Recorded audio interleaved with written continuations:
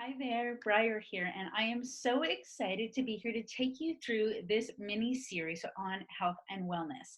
Now, there are 7 different things that we need to have in place in order to not only achieve our health and wellness goals, but maintain them long term.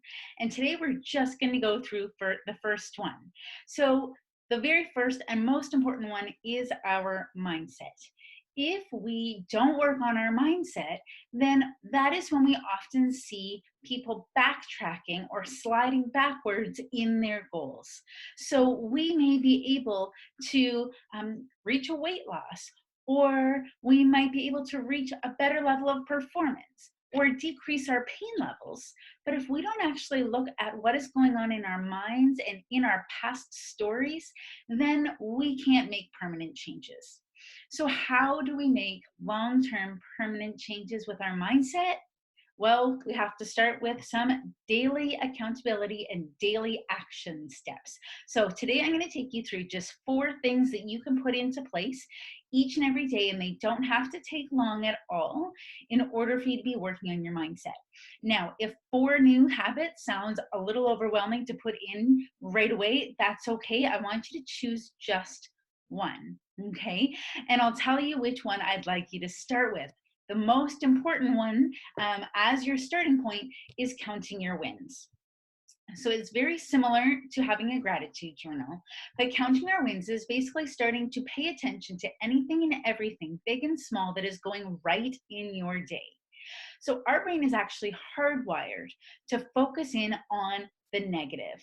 If somebody asks you out of the blue how your day is going, you're going to naturally come up with anything that may have gone wrong instead of saying the one thing that has gone right. So we have to start working to reprogram our brain to be focusing on the positive. But we don't want to be pretending that things are going well. Yes, saying mantras or pretending to be happy isn't really going to make changes. That whole saying fake it till you make it doesn't necessarily work long term. But there is wins every single day. Even on our worst day ever, there is something good that has happened. We just might have to search for it a little bit. Okay. So we start by counting our wins every single day. Now, if you feel like you have trouble finding your wins in your day, I want you to carry a little notebook around with you. And every single time something goes well, you're going to write it down. Maybe you got a call from a friend or a family member. Write it down. Maybe a child smiled at you as you crossed the street and that made you smile back. Write it down. Maybe you accomplished a task for work and you feel like you're moving a little bit forward. Write it down. You get my drift. We just want to keep notes of everything that has gone well. Now, if you feel like carrying a book around with you all day long is a bit much, that's okay. I actually keep my notebook with me beside my bed, actually, so that right before I go to sleep at night, I will write down all of my wins for the entire day. And that way I'm going to bed with a positive mindset, okay, which helps me sleep a little bit better. And it allows me to start my next day with all of those happy things on my mind. So I start my next day fresh and ready to go. Okay, so that is your first tool, counting your wins. Your second tool is using your imagination. So oftentimes we may have a goal or something that we're working towards, but we think of it as an end date, right? So maybe you want to be out of pain in a week. Maybe you want to look really good for your child's wedding, right? Maybe you want to be able to get on and off the floor a little bit more easily when your grandchildren come the next time, or with your own children each and every day, right? Maybe we're working towards losing our weight, but we set these very specific goals with end dates, as we've been taught to do, right? And that's great, but I want you to think a little bit deeper. I want you to think about why this is important to you. And I want you to start imagining it as though it is already accomplished. Okay, our brain works really, really well when we see details. So, for instance, When I was moving my family here to Collingwood, I spent a lot of time imagining the town that I wanted to live in because I wasn't sure where we were going to be moving. And I could have visualized what the town looked like and what it felt like. And I knew what our house looked like and all of the details about it. And guess what? When we came here for a visit, I knew as soon as we turned down the main strip of shops, I knew we were in the right town. And when we were out looking for houses with our real estate agent, when we walked into this house, I knew immediately that we were in the right house because I had already seen it in my mind. So it makes decision making a lot easier, but it also reminds us every single day what we're working towards. So regardless of what your goal is, regardless of what you're working towards, I want you to start imagining every single day it as though it is accomplished and with as much detail as you possibly can. Okay, so that's tool number 2. Now, our dreams and visions don't just appear, right? We do still have to work for them. We do still have to do things. So your third tool is to do some direction review every single day. So what do I mean by that? I want you to write down the steps that you're going to do today that are leading you towards living that life of your dreams. Okay, so for me, in terms of moving, maybe it was brainstorming a list of all the different small towns that I could think of outside of Toronto.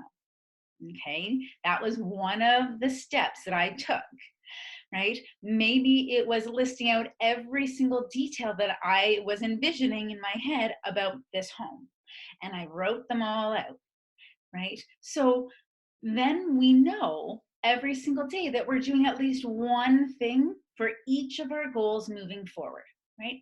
Maybe one of your goals is a financial goal. So what can you be doing today that's going to make a difference in 6 months or a year or in 10 years from now? Right? I think, again, you get my drift in what I mean, but we need to be focusing on what we can do today because all those tiny little steps compact, they add up, and eventually we will be living that vision that we've been focusing on each day. Okay. Lastly, this is the one I actually get the most pushback on, but I want you guys to be doing some journaling every day. And a lot of people don't like journaling or they've tried it in the past and haven't been able to maintain it. So here's the reason behind journaling. Journaling is important to get things off our chest, yes, and out of our brains. But for me, I use it to help bring awareness to my internal language.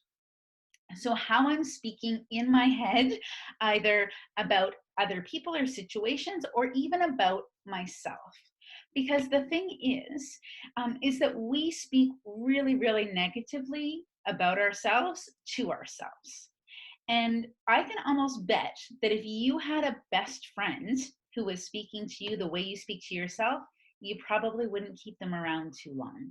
Okay, so this really is about awareness. So again, I have my little journal, teeny tiny little one, and I actually do this first thing in the morning. Is I literally get up in the morning and I write down whatever is on the top of my mind that day.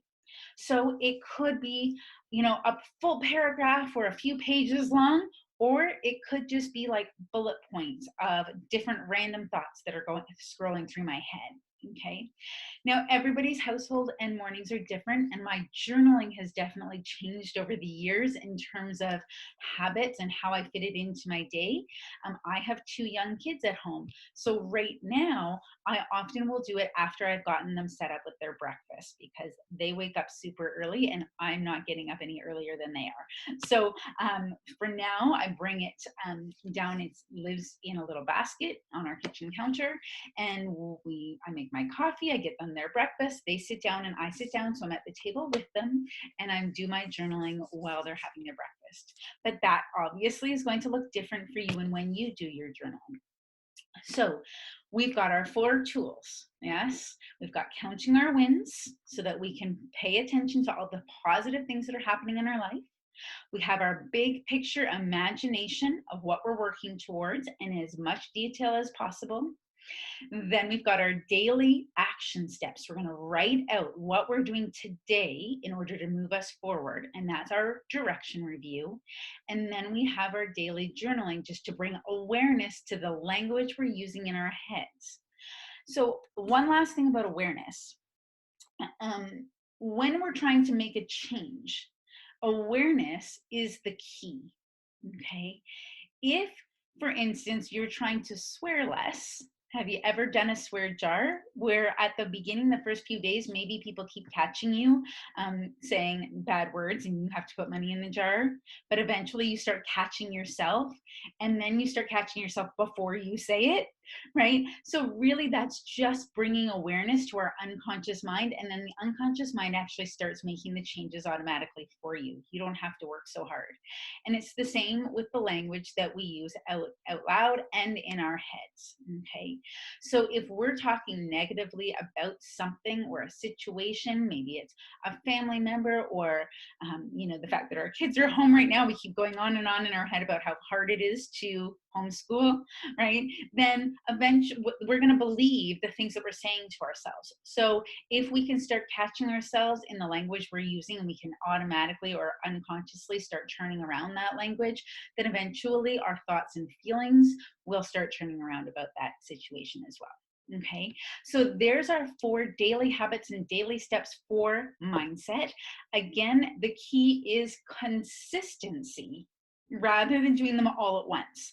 So start with one, pick whichever one you feel is going to be easiest for you. Do that one for a few weeks first. When you feel like it is now a habit and you are doing it regularly, you have a good system for it, then you can layer on the second one, and then the third one, and then the fourth one, until you're doing these 4 tools every single day. I'm going on 4 years of doing my mindset tools every day, and I can tell you it has completely changed my life. So that is your first step out of our big 7 steps in having long-term, long-lasting health goals. So if you have questions, please feel free to reach out to me. My email address is info@mindsetmama.ca. And again, my name is Briar, and it is an honor to be here working with you on this. I will talk to you again soon.